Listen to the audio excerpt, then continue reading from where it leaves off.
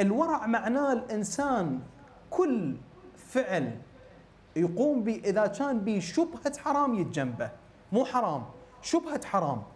الإنسان مرات تشتبه عليه معاملة من المعاملات المالية أو التعامل مع الآخرين أو الدخول في أمر يصير عنده اشتباه به، حلال حرام. أيضا هم الفقهاء ما محددين، واحد قايل حرام واحد قايل حلال، فتصير به شبهة، يقول هذا يبتعد عنه.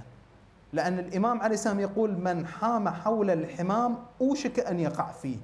أكو شغلات الإنسان أصلا لا يتقربها لأن تجره للحرام.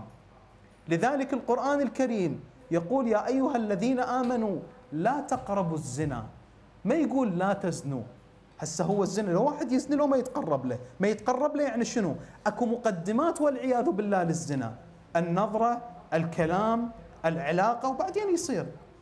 فيقول لا تقربوا، أكو شغلات أصلا لا تتقربوا لها لأن تجذب الإنسان. شايف أكو مولدات كبيرة للكهرباء، هاي يحتاج الإنسان أمتار بعيد عنها لأن الطاقة مالتها تجذب. فالورع هو أنه الإنسان أي مكان أو أي موطن بيه شبهة لا يتقرب له.